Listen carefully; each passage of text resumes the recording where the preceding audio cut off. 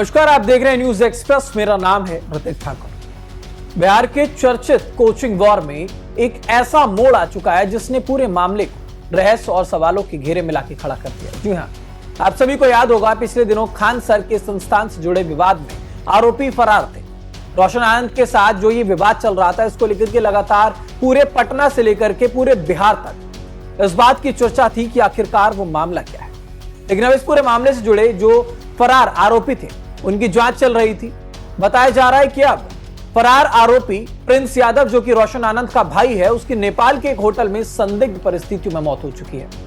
अब ऐसे में आखिरकार प्रिंस यादव ने क्या किया था, उसकी मौत की वजह क्या है और उसके बाद खानसर केस में प्रिंस यादव का क्या संबंध है, आपको बताएंगे। वीडियो अंत तक जरूर देखिएगा। पटना में खानसर और ज्ञान बिंदु कोचिंग के बीच विवाद काफी समय से लगातार चर्चा में था। हाल ही में खानसर के संस्थान पर कथित हमला भी हुआ और तोड़फोड़ का मामला सामने आया। लेकिन अब इस पूरे मामले में ज्ञान बिंदु कोचिंग से जुड़े हुए रोशन आनंद का नाम तो सामने आया। पुलिस कार्रवाई के बाद रोशन आनंद के खिलाफ केस दर्ज हुआ और उसके बाद उन्हें फरार बता दिया गया था।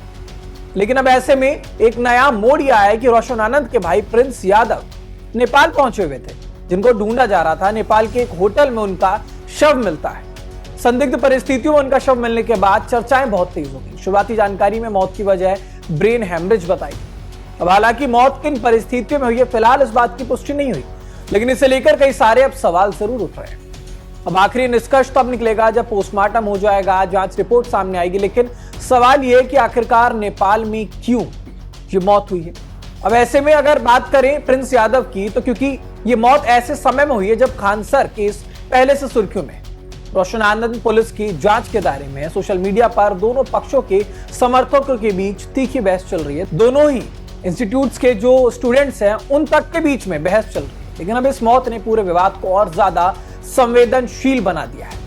अब कई सारे सवाल जो हैं इस मामले में निकल कर आ रहे हैं कि आखिरकार प्रिंस यादव नेपाल क्यों गया था, उनकी मौत स्वाभाविक थी या फिर इसके पीछे कोई और कारण है, मौत से पहले उनकी आखिरी गतिविधियां क्या थी, इस घटना का कोचिंग विवाद से क्या कोई संबंध है या फिर ये सिर्फ एक संयोग है। लेकिन नेपाल और बिहार पुलिस के बीच क्या जानकारियां साझा की गई हैं, वो सारी बातें अब बाद में निकलकर सामने आएगी। लेकिन फिलहाल सवाल यही है कि आखिरकार ये मौत जो हुई है, क्या इसका खानसर और रोशन के जो विवाद है उससे कुछ लेना देना है।